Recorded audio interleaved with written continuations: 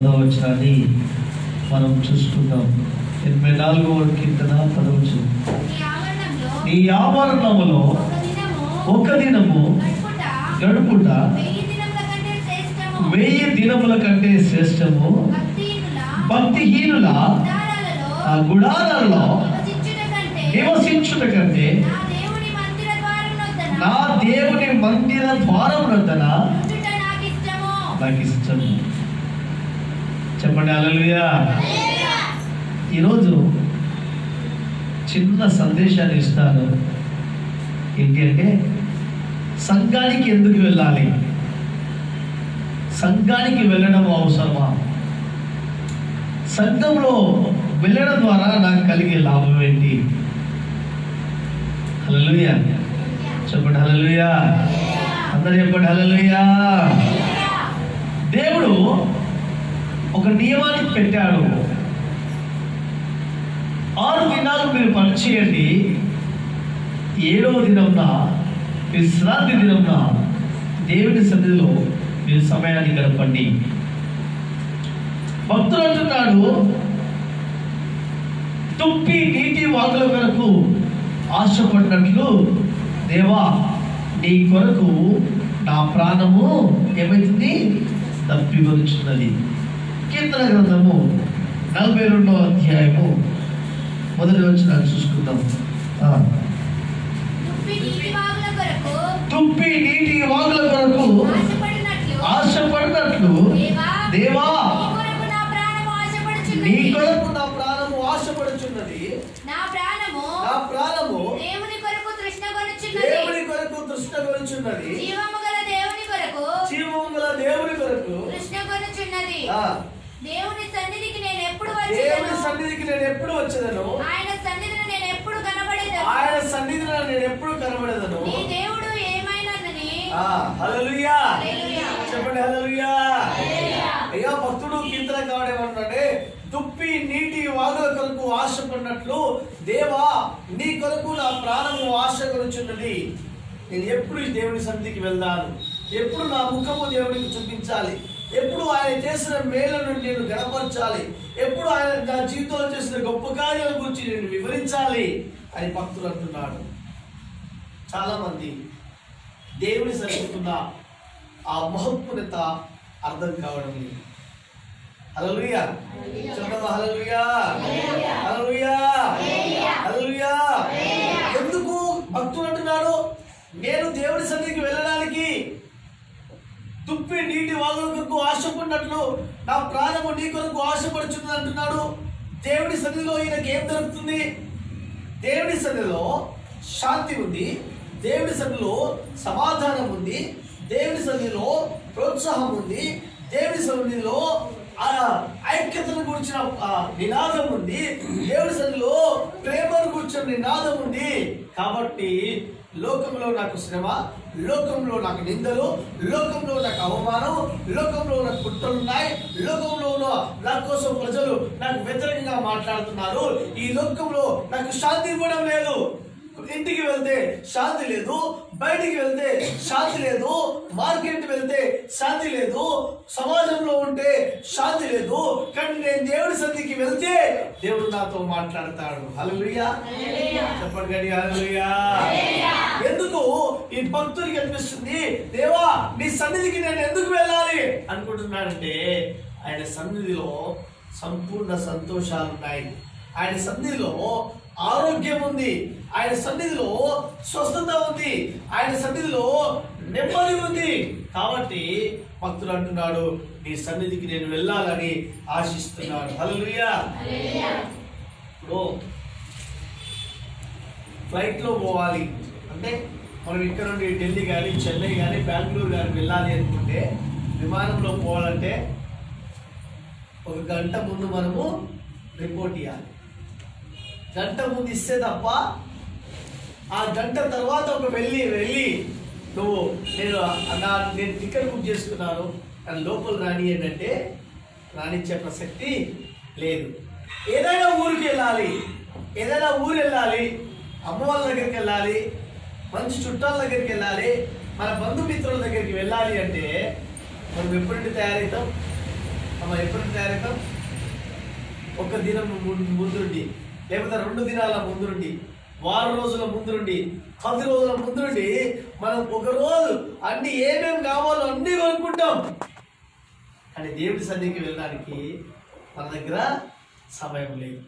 భక్తులు ఏమంటున్నారంటే, నీ సన్నిధికి వెళ్ళడానికి నా ఆత్మ, నా ప్రాణము తృష్ణ గురించున్నది. హల్లెలూయా చెప్పండి, హల్లెలూయా చెప్పండి, హల్లెలూయా హల్లెలూయా. 23వ కీర్తన 6వ వచనంలో ఒక మాట చదవమా. 23:6 వచనం. కీర్తన గ్రంథం 23:6. నేను బ్రతుకు దినములనియు కృపాక్షేమములే నా వెంట వచ్చును. చిరకాలము యెహోవా మందిరములో నేను యెహోవా మందిరంలో చిరకాలము నివాసం చేస్తాను. ఎందుకంటే నా బ్రతుకు దినములో అన్నిటి అందు కృపాక్షేమాలు నా వెంట వస్తాయి. హల్లెలూయా చెప్పండి, హల్లెలూయా. భక్తులు అంటున్న మాట, నేను బ్రతుకు దినములన్నీ కృపాక్షేమములే నా వెంట వచ్చును. చిరకాలము యెహోవా మందిరంలో నేను నివాసము చేస్తున్నాను. ఎందుకు నేను దేవుని మందిరానికి వెళ్ళాలి అంటే కృపాక్షేమాలు నా వెంట వస్తాయి. దయ నా వెంట వస్తుంది. ఆయన కృప, ఆయన అనుగ్రహ నా వెంట వస్తుంది. ఆయన స్వస్థ నా వెంట వస్తుంది. కాబట్టి నేను దేవుడి సన్నిధికి వెళ్ళడానికి సంసిద్ధపడుతున్నాను. హల్లెలూయా చెప్పండి గట్టిగా, హల్లెలూయా. అందరి పాలి హల్లెలూయా. భక్తులు చెప్తున్న మాట మనకు అర్థం కావాలి. నేను దేవుడి సన్నిధికి ఎందుకు వెళ్తానంటే కృపాక్షేమాలు నా వెంట వస్తాయి. ప్రజల్లో 65వ కీర్తన 4వ వచనం చదవండి. 65:4 కీర్తన గ్రంథం 65:4 ఎవరి చదవండి. నీ ఆవరణంలో నివసించినట్లు నీవు ఏర్పరచుకొని చేర్చుకుని వాడు. హల్లెలూయా. నేను ఎందుకు దేవుడి సన్నిధికి వెళ్ళాలి? నేను ఎందుకు సంఘానికి వెళ్ళాలి? నేను ఎందుకు సహవాసానికి వెళ్ళాలి? నేను ఎందుకు ప్రార్థనకి వెళ్ళాలి? నేను ఎందుకు ఆదివారమే దేవుడి సన్నిధిలో గడపాలి అంటే ఆయన సన్నిధిలో కృపాక్షేమాలు నీకు కలుగుతాయి. అంతేకాదు, నువ్వు ధన్యులాగా అవుతావు. ఇంకో మాట చదువుదామా. ఇప్పుడు 84వ కీర్తన 4వ వచనం. 84వ కీర్తన 4వ వచనం. నీ మందిరమునందు నివసించువారు ధన్యులు. హల్లెలూయా చెప్పండి, హల్లెలూయా. కీర్తనకారుడు ఎందుకు చెప్తున్నాడు? నేను దేవుడి సన్నిధికి వెళ్ళాలి, నా ప్రాణము తృష్ణ గురించున్నది ఎందుకంటున్నానంటే ఆయన సన్నిధిలో కృపాక్షేమాలు నాకు కలుగుతాయి. అంతేకాదు, ఆయన సన్నిధిలో ఉండడం వల్ల నేను ధన్యుడైతాను. ఎవరికి లేని ధన్యత దేవుడు మనకు ఇస్తున్నాడు. లోకంలో ఉన్నవారికి ధన్యత లేదు, లోకంలో ఉన్నవారికి శాంతి లేదు, లోకంలో ఉన్నవారికి సమాధానం లేదు, లోకంలో ఉన్నవారికి నెమ్మది లేదు, లోకంలో ఉన్నవారికి ఐక్యత లేదు, లోకంలో ఉన్న వారికి. ఎందుకంటే ప్రజలు మత భక్తితో హత్య చేస్తున్నారు, మత భక్తితో ప్రజలు హింసిస్తున్నారు, మత భక్తితో ప్రజలు వ్యతిరేకంగా మాట్లాడుతున్నారు. మత భక్తి వల్ల ఓ ఆవును చంపితే మనిషిని చంపేస్తున్నాడు మనిషి. అర్థమైందా? హల్లెలూయా. మత భక్తి పేరట హింసను సృష్టిస్తున్నాడు. కానీ ఈ భక్తి ఏంటంటే దేవుని సన్నిధిలో ఉండడం వల్ల నువ్వు ధన్యురాలు అవుతావు. హల్లెలూయా చెప్పండి, హల్లెలూయా హల్లెలూయా హల్లెలూయా. దేవుని బిడ్డలారా, దేవుని వాక్యంలో నేను దేవుని మందిరానికి ఎందుకు వెళ్తాను, దేవుని సంఘానికి ఎందుకు వెళ్ళాలి అంటే కృపాక్షేమాలు నీకు కలగాలి అంటే నువ్వు ఆయన మందిరానికి వెళ్ళాలి. మొదటి మాట. రెండవ మాట ఏంటంటే ఆయన మందిరంలో నువ్వు నివసించడం వల్ల నువ్వు ధన్యురాలు అవుతావు. హల్లెలూయా. చాలా మంది ఏమంటారు తెలుసా, కొన్ని పొలాలు ఉంటే దండులు అంటారు, పిల్లలు ఉంటే దండులు అంటారు, మంచి బంగ్లా కట్టుకుంటే దండులు అంటారు, మంచి బైక్ కొనుక్కుంటే దండులు అంటారు. ధన్యత ఏదో తెలుసా? దేవుని సన్నిధిలో గడపడమే గొప్ప. కూర్చో.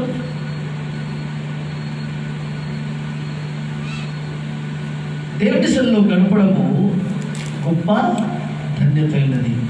ఈ ధన్యత నీకు అర్థమైతే దేవుని సన్నిధికి రావడానికి నువ్వు పరిగెత్తుకుంటూ వస్తావు. చాలా మందికి అర్థం కాని స్థితి ఏంటంటే, ఒక బస్సుకు టికెట్ మనం తీసుకున్నాం అనుకోండి, ఆర్టీసీ బస్సుకు మనం టికెట్ తీసుకుంటే 15 నిమిషాల ముందు అక్కడ మనం రిపోర్ట్ చేయాలి. ఒకవేళ నువ్వు 15 నిమిషాల తర్వాత కూడా వాడు వెళ్ళడానికి ప్రయత్నం చేస్తే ఆ బస్సుడు వెళ్ళిపోతాడు. కారణం ఏంటి తెలుసా? మనిషి ఎవరు మన కోసం ఎదురు చూసే ప్రసక్తి లేదు. అందుకోసమే దేవుడు అంటున్నాడు, ప్రయాసపడి పాప భారం మోసుకుంటున్న సమస్త జనులారా మీరు నా యొద్దకు రండి, నేను మీకు విశ్రాంతిని ఇస్తాను. మీరు నా దగ్గరికి రండి, విశ్రాంతిని నేను నీకు ఇస్తాను. మీరు నా దగ్గర రండి, నేను నీకు మేలు చేస్తాను. మీరు నా దగ్గరికి రండి, నేను నీకు ధన్యులుగా చేస్తాను. హల్లెలూయా. చెప్తామా గట్టిగా హల్లెలూయా. ఓ దైవ సేవకుడు ఈ విధంగా చెప్పిండు. ఓ రోజు పెద్ద సంఘానికి వెళ్తున్నాడు, చాలా పెద్ద సంఘానికి వెళ్తున్నాడు. పెద్ద సంఘానికి వెళ్తున్నప్పుడు వాళ్ళ ఫాదర్ చనిపోయాడు. చనిపోగానే ఆ పెద్ద పాస్టర్కి ఫోన్ చేసి, అయ్యా మా ఫాదర్ చనిపోయాడు అంటే ఆయన ఏమంటున్నాడు తెలుసా? మృతులను పార్టీ పెట్టుకుంటారు, నా దగ్గర సమయము లేదు. ఇప్పుడు ఈయన పాస్టర్కి ఇంకో పాస్టర్కి ఫోన్ చేసి, అయ్యా మేము పెద్ద సంఘానికి వెళ్తున్నాము, లక్షల మంది వస్తున్నారు. ఆ పాస్టర్కి ఫోన్ చేస్తే మా ఫాదర్ చనిపోయాడు, సమాజ్ చేయడానికి రండి అంటే ఆయన అంటున్నాడు సమయము లేదంటున్నాడు. ఇప్పుడు ఎవరు పట్టించుకుంటారు? ఎవరు పాలు పెడతారు? ఎవరు సమాధి చేస్తారని అంటే ప్రేమ దేవుళ్ళారా నేర్చుకున్నప్పుడు ఈ పాస్టర్ అడిగిండు, నువ్వు ఎక్కడికి వెళ్ళేది అంటే పలానా చిన్న సంఘానికి వెళ్ళేవాడిని. ఎన్ని రోజులైతే అంటే మినిమము ఒక సంవత్సరం అవుతుంది ఆ సంఘానికి వెళ్ళక. అప్పుడు ఈ పాస్టర్ గారు ఆయనతో చెప్పిండు, ఒకసారి ఆ చిన్న పాస్టర్కి ఫోన్ చేసి అడుగు, అయ్యా మా తండ్రి చనిపోయాడు, సమాధి చేయాలి, అయ్యా మమ్మల్ని క్షమించండి, మేము రాలేకపోయాము, దయచేసి వస్తారా అని అడుగు అంటే ఇలా ఫోన్ చేసిండు పాస్టర్ గారికి, అయ్యగారు మీ సంఘానికి వచ్చేవాడిని, సంవత్సరం అయితే మేము వస్తలేము, పలానా పెద్ద సంఘానికి వెళ్తున్నాము, మా ఫాదర్ చనిపోయాడు, ఇప్పుడు పాత పెట్టడానికి ఎవరు రావడం లేదు, మమ్మల్ని క్షమించి మీరు వస్తారా అంటే అని ఏం తెలుసా? ఆ చిన్న సంఘం పాస్టర్ సమస్తాన్ని వదులుకొని ఆ సహోదరుని ఇంటికి వెళ్ళి సమాధి తోట దగ్గరికి వెళ్ళి సమాధి తవ్వించి నిలబడి సమాధి చేసి తిరిగి వచ్చాడు. ఇప్పుడు చెప్పండి, ఎవరిది గొప్ప సంఘం? గొప్ప సంఘం అంటే పేరుకే కాదు, మన శ్రమలలో మనకు తోడుగా ఉన్నవాడే గొప్ప సంఘం. హల్లెలూయా. చెప్పండి గట్టిగా హల్లెలూయా. అంటే ఎందుకు దేవుడి సంఘానికి వెళ్ళాలి అంటే కృపాక్షేమాలు నీ వెంట రావాలి అంటే నువ్వు దేవుడి సన్నిధికి వెళ్ళాలి. రెండో మాట, ఎందుకు దేవుడి సన్నిధికి వెళ్ళాలి అంటే నువ్వు ధన్యురాలు కావాలి, నువ్వు ధన్యుడు కావాలి. నీ జీవితంలో నువ్వు ధన్యతగా సంపాదించుకోవాలి. నీ చదువులో, నీ ఉద్యోగంలో, నీ పనిలో, నీ కుటుంబంలో, నీ సమాజంలో నువ్వు ధన్యురాలుగా ఎంచబడాలి అంటే నువ్వు దేవుడి సన్నిధికి వెళ్తా మానకూడదు. ఆమె చెప్తాము కలిగి ఆమె నిర్గమకాండం 20వ వచనం. నిర్గమకాండం 20వ అధ్యాయం 8వ వచనం. విశ్రాంతి దినమును పరిశుద్ధముగా ఆచరించుటకు జ్ఞాపకం ఉంచుకొనుము. 6 దినములు నీవు కష్టపడి నీ పని అంతయు చేయవలెను. 7వ దినమున నీ దేవుడైన యెహోవాకు విశ్రాంతి దినము. దానిలో నీవైనను నీ కుమారుడైనను నీ కుమార్తె అయినను నీ దాసుడైనను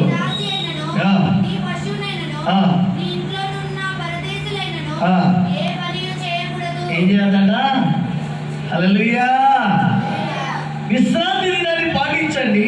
అయ్యా మొదటి మాట ఏం చెప్పారంటే, తుప్పి నీటి వాగులకు ఆశపడినట్లు నా ప్రాణం ఆశపడుచున్నది.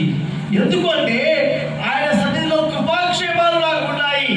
అంతేకాదు ఆయన సన్నిధిలో నేను తండ్రినైతాను.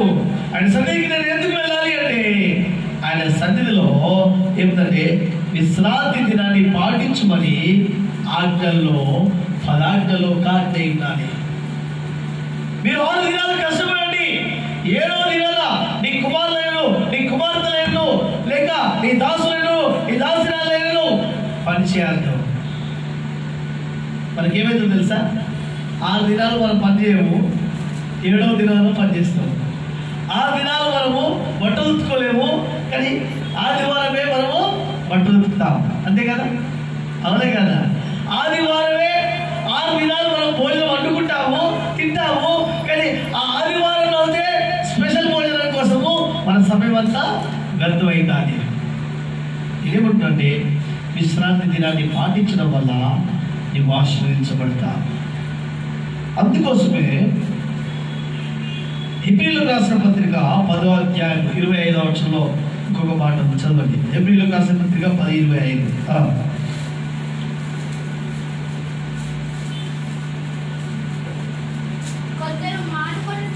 కొందరు మానుకొనుచున్నట్లు సమాజంగా కూడుట మానక ఒకరినొకరు హెచ్చరించు ఆ దినము సమీపించుట మీరు చూచిన కొలది. హల్లెలూయా. అందరూ చెప్పండి హల్లెలూయా. మరొకసారి చెప్పండి హల్లెలూయా. మొదటి మాట ఏంటంటే దేవుడి సన్నిధికి వెళ్ళడం వల్ల కృపాక్షేమాలు నీకు వస్తాయి. దేవుడి సన్నిధికి వెళ్ళడం వల్ల నువ్వు ధన్యురాలు అవుతావు. దేవుడి సన్నిధికి వెళ్ళడం వల్ల 10 ఆజ్ఞల్లో ఒక ఆజ్ఞ నువ్వు పాటించగలుగుతావు. దేవుడి సన్నిధికి వెళ్ళడానికి వెళ్ళి అనేకులు మానుకున్నట్లు నువ్వు దేవుడి సన్నిధికి వెళ్ళట మానకూడదు.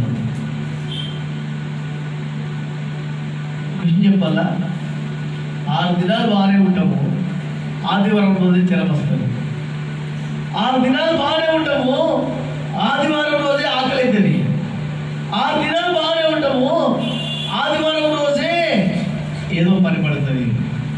కొందరు మానుకుంటున్నారు, కొందరు మానుకున్నట్లుగా నువ్వు సమాజంగా కూడా మానకూడదు. హల్లెలూయా. చెప్పండి హల్లెలూయా. హల్లెలూయా. హల్లెలూయా.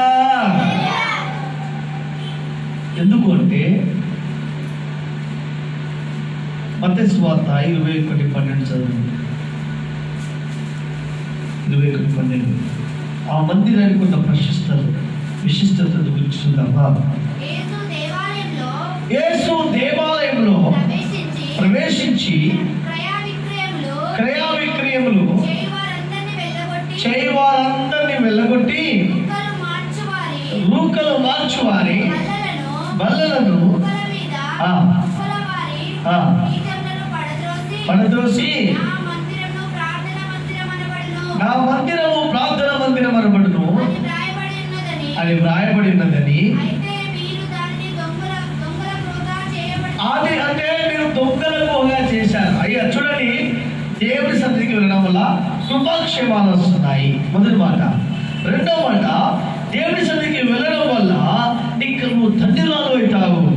మూడో మాట, నువ్వు దేవుడి సన్నిధికి వెళ్ళడం వల్ల దేవుడి ఆజ్ఞలో 10 ఆజ్ఞలో ఒక ఆజ్ఞను పాటించగలుగుతావు. ఐదో మాట, దేవుడి సన్నిధికి వెళ్ళడం వల్ల అందరూ మానుకున్నట్లు నీవు దేవుడి సన్నిధికి వెళ్ళట మానుకోకూడదు. హల్లెలూయా. అంటే దేవుడి సన్నిధికి ఉన్న ఆ ప్రశస్తతను గురించి యేసు ప్రభు ఏమంటారంటే, ఎప్పుడైతే యేసయ్య ఆ చర్చిలోకి ఆ మందిరంలోకి ప్రవేశించారో కొందరు గువ్వలను అమ్ముతున్నారు, కొందరు పావురాలను అమ్ముతున్నారు, కొందరు వ్యాపారం చేస్తున్నారు. అప్పుడేమంటే ఆ బల్లలన్నీ పగలగొట్టి బల్లలన్నీ అయితే పడేసి ఏమంటున్నారంటే నా మందిరాన్ని దొంగల గుహగా చేశారు. చెప్పండి హల్లెలూయా. చెప్పండి హల్లెలూయా. ఎవరు చెప్తలేరు హల్లెలూయా.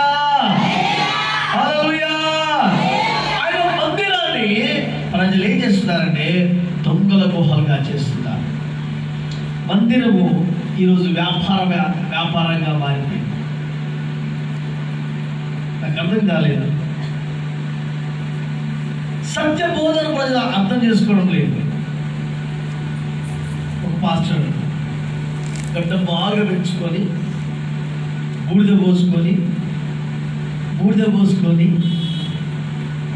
ఆ బూడిద పోసుకుంటారు. వెనకాల 1000 మంది పోతున్నారు.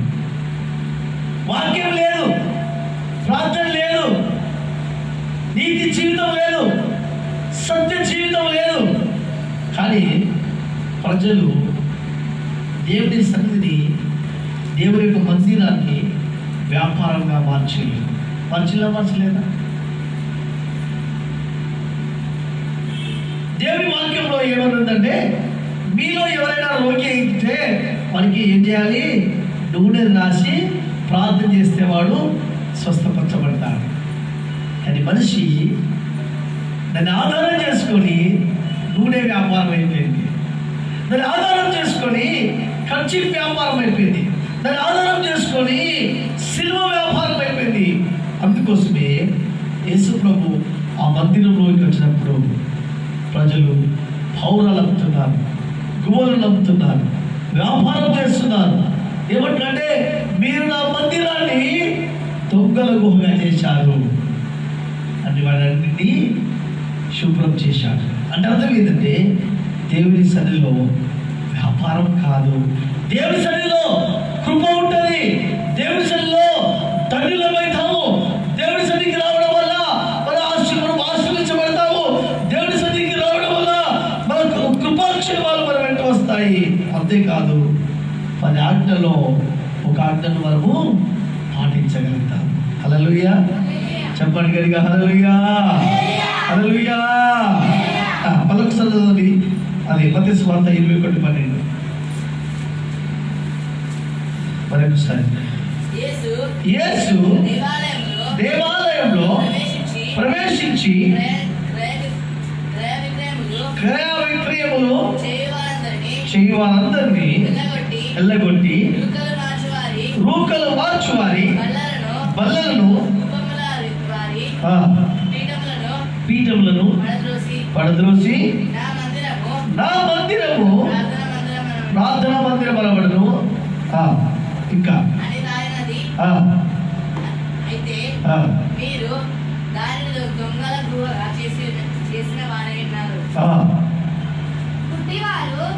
ఇక్కడ చూడండి, నా మందిరము దేవుని మందిరము మీరేం చేశారు? దొంగల గుహగా చేశారు. అప్పుడు వ్యాపారం చేస్తున్న శిష్యులకు, వ్యాపారం చేస్తున్న ప్రజలకు, వ్యాపారస్తులకు నా మందిరంలో అమ్మకండి. హల్లెలూయా చెప్పండి, హల్లెలూయా చెప్పండి, హల్లెలూయా. ఇది చెప్పండి, ఏ చర్చికి వెళ్ళినా అక్కడ సిలువలు అమ్ముతారా? ఏ చర్చికి వెళ్ళినా సిలువలు అమ్ముతారు. ఏ చర్చికి వెళ్ళినా నూనె అమ్ముతారు. ఏ చర్చికి వెళ్ళినా ఖర్చు అమ్ముతారు. ఈ వ్యాపారం చేయమని దేవుడు చెప్పలేదు. రోగులు ఉంటే వాళ్ళు ప్రార్థన చేయండి. పేతురు తన రుమాలు వాడాడు కాబట్టి ఆ రుమాలే వ్యాపారం కాదు, రుమాలు ఒక మధ్యవర్తి మాత్రమే. కానీ మనం దేవుడిలో అర్థం చేసుకునే శక్తి మనకు కావాలి. అయ్యా, ఎందుకు సంఘానికి వెళ్ళాలి అంటే, సంఘానికి వెళ్ళడం వల్ల కృపాక్షేమాలు నీకు వెంట వస్తాయి. దేవుని సంఘానికి వెళ్ళడం వల్ల నువ్వు ధన్యురాలు అవుతావు. నువ్వు దేవుని సన్నిధికి వెళ్ళడం వల్ల ఆయన ఆజ్ఞలు నువ్వు పాటించగలుగుతావు. కొందరు మానుకున్నట్లు సమాజంగా కూడుకున్న మానద్దు. అందరికి పని ఏం చేయద్దు, మానద్దు. హల్లెలూయా అందరికి కూడా హల్లెలూయా. కీర్తన గ్రంథము 100 అధ్యాయము 2వ వచనం.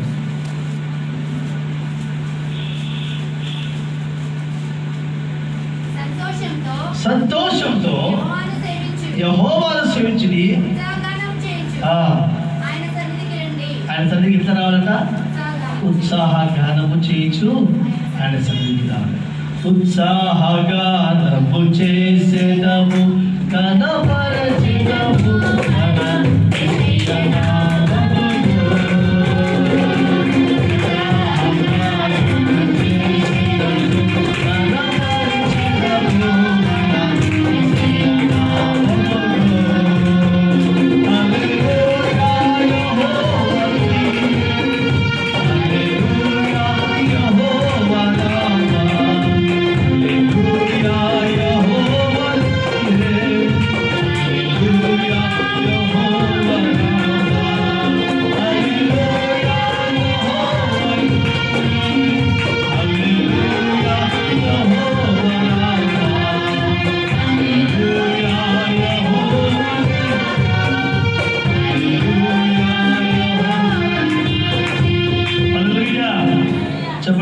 హల్లెలూయా. మొదటి మాట చెప్పాను, దుప్పి నీటి వాగుల కొరకు ఆశపడుతున్నట్టు నా ప్రాణం నీ కొరకు ఆశపడుచున్నది, ఎందుకంటే నీ సన్నిధిలో కృపాక్షేమాలు ఉన్నాయి.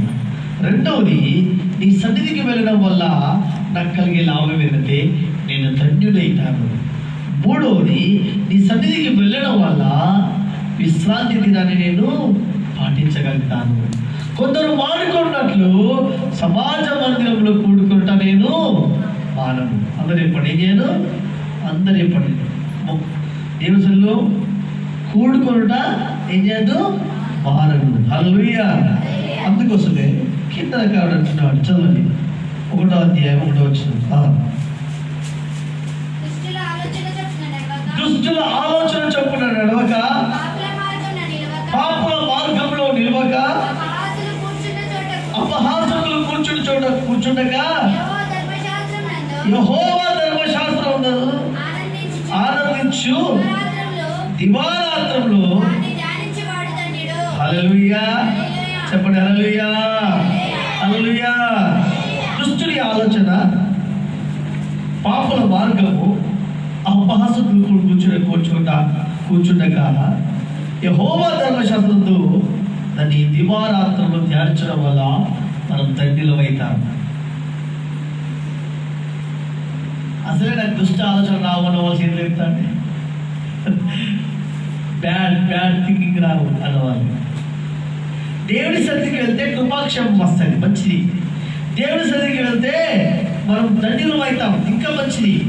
దేవుడి సన్నిధికి వెళ్ళడం వల్ల దేవుడి ఆజ్ఞలు పాటిస్తాం, ఇంకా బాగుంది. కొందరు మానుకున్నట్లు మనం దేవుడి సన్నిధికి వెళ్తా మానుకోకూడదు, ఇంకా బాగుంది. కానీ ఇక్కడ ఏమంటే దుష్టుని ఆలోచన చొప్పున నడవక, పాపుల మార్గంలో నిలవక, అపహాసకులు కూర్చుని చోట కూర్చోవద్దు. అందరూ చెప్పండి, ఎవరి ఆలోచన చొప్పున నడవద్దు చెప్పాలి. చుడి ఎవరి ఆలోచన చొప్పున? దుష్టుల ఆలోచన చొప్పున నడవద్దు. దుష్టుల ఆలోచన ఏంటి? దొంగతనం చేయమనేది దుష్టుల ఆలోచన, తప్పు చేయమనేది దుష్టుల ఆలోచన, ఎవరైనా కొట్టుమనేది దుష్టుల ఆలోచన, చీటింగ్ చేయమనేది దుష్టుల ఆలోచన. ఈ దుష్టుల ఆలోచన చొప్పున నడిస్తే దేవుడి సన్నిధికి రావడానికి సైతాను ఆటంకం చేస్తాడు. హల్లెలూయా. చెప్పండి హల్లెలూయా. హయత్ నగర్లో ఒక తల్లి బిడ్డలు ఉన్నారు. ఆ బిడ్డ ఇంజనీరింగ్ చదువుతుంది, ఇంజనీరింగ్ ఫైనల్ ఇయర్ అనుకుంటా. అమ్మ ఏమైందో తెలుసా? ఒక అబ్బాయిని ప్రేమించింది. ఒక అబ్బాయిని ప్రేమించడం మంచిది, ప్రేమించింది, చాలా సంతోషం. ప్రేమించింది, ఏం చేసిందో తెలుసా? వాళ్ళమ్మ చూసి తన బిడ్డను పలకరించింది. తప్పు చేస్తున్నావు బిడ్డ, ఆ బాబుతో ఎందుకు మాట్లాడుతున్నావు, ఎందుకు అంత సమయాన్ని వ్యర్థం చేస్తున్నావు అంటే, ఓ రోజు వాళ్ళ మమ్మీని, కన్న మమ్మీని, తండ్రి చనిపోయి 20 సంవత్సరాలైంది, బిడ్డను పోషించి పెద్దదాన్ని చేసి ఇంజనీరింగ్ వరకు తీసుకెళ్ళాలి, ఇప్పుడు నా ప్రేమకు అడ్డుగా ఉందని మమ్మీని ఒక పిల్లో తీసుకొని తన ముఖం మీద పెట్టి గట్టిగా అదివేస్తే తల్లి చనిపోయింది. ఏం ఆలోచన కలిగింది అంటే, తల్లిని చంపాలనే ఆలోచన ఎందుకు వచ్చిందంటే, దుష్టుల యొక్క ఆలోచన ఏంటంటే, తల్లిని తండ్రిని ఎవరైనా చంపడానికి, ఎవరికైనా వ్యతిరేకంగా నిలబడడానికి, భార్యాభర్తకు వ్యతిరేకంగా నిలబడడానికి సాతాను ఒక తప్పుడు ఆలోచన సృష్టిస్తాది. ఎప్పుడైతే మనిషికి తప్పుడు ఆలోచనలు వస్తాయో ఇప్పుడు తప్పు చేయడం ప్రారంభిస్తాడు. హల్లెలూయా. చెప్తామా గట్టిగా హల్లెలూయా. హల్లెలూయా. ఏం లాభం? తల్లి చనిపోయింది, ప్రేమించిన వాడు జైలుకి వెళ్ళాడు, చంపిన బిడ్డ కూడా జైలుకి వెళ్ళింది. కదా లాభమా? వాక్యము మనకు అర్థం కావాలి. దేవుడి సన్నిధికి వెళ్ళడం వల్ల కృపాక్షేమాలు వస్తున్నాయి. దేవుడి సన్నిధికి వెళ్ళడం వల్ల మనం ధన్యులు అవుతున్నాము. దేవుడి సన్నిధికి వెళ్ళడం వల్ల ఆయన ఆజ్ఞలు పాటిస్తున్నాము. ఇతరులు వాడుకున్నట్టు మనం దేవుడి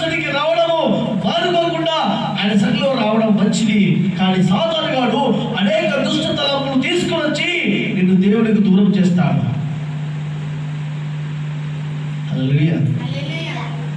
ఓ రోజు ఏదేను వనంలో ఆదాము అవ్వలు ఉన్నప్పుడు సాతాను ఏ స్థితి తెస్తే ఒక పండు తీసుకొచ్చి ఈ ఫలం తింటే నువ్వు దేవదూత వలె అవుతావు.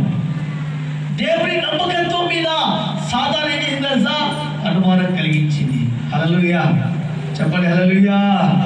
అందరూ చెప్పండి హల్లెలూయా, హల్లెలూయా చెప్పండి, హల్లెలూయా. దుష్టుని ఆలోచన చొప్పున నడవద్దు. మరి మాకు ఎట్లా అర్థమవుతుంది? మాకు ఎట్లా అర్థమవుతుంది అంటే తప్పు అబద్ధం అర్థమవుతుందా కదా? అర్థమవుతుందా కదా? తప్పు నిజమేదో సత్యమేదో అర్థమవుతుందా కదా? సత్యం అబద్ధం అర్థమవుతుందా కదా? అర్థమవుతుంది. దేవుడు మనస్సాక్షిని పెట్టాడు.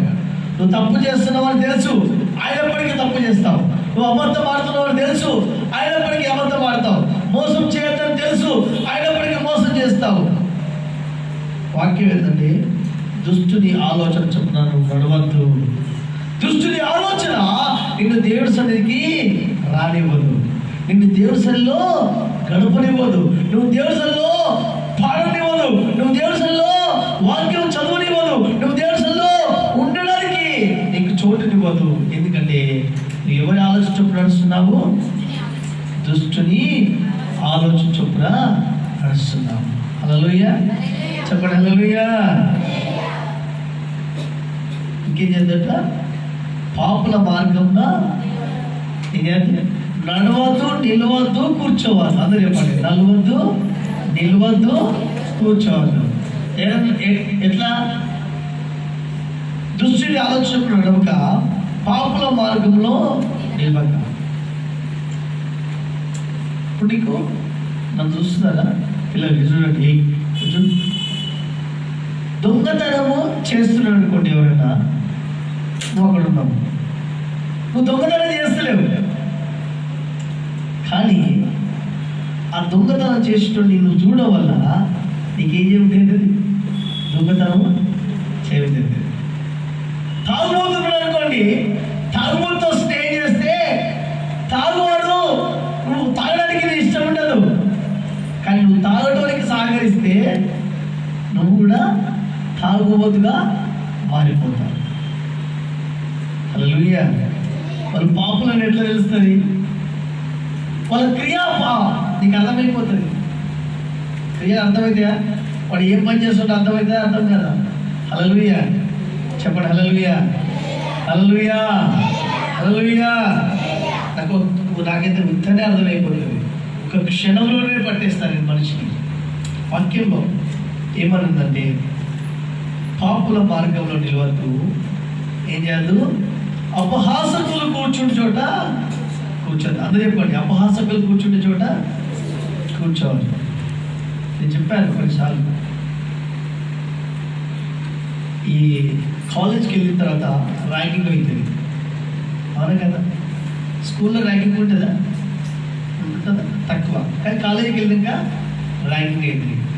ఈ ర్యాంకింగ్ రావడం వల్ల ఎవరో మనల్ని చూసి నవ్వారని, ఎవరో మనల్ని హేళన చేశారని, ఎవరో మనకు వ్యతిరేకంగా మాట్లాడారని ప్రజలు ఏం చేస్తారు తెలుసా? ఆత్మహత్య చేసుకొని చనిపోతారు. హల్లెలూయా. కానీ వాక్యంలో నీకు అర్థం కావాలి, అపహాసకులు కూర్చుంటే చూడ, నువ్వు కూర్చుంటే నీకు తప్పుడు ఆలోచనలే రావు. చెప్పండి, హల్లెలూయా.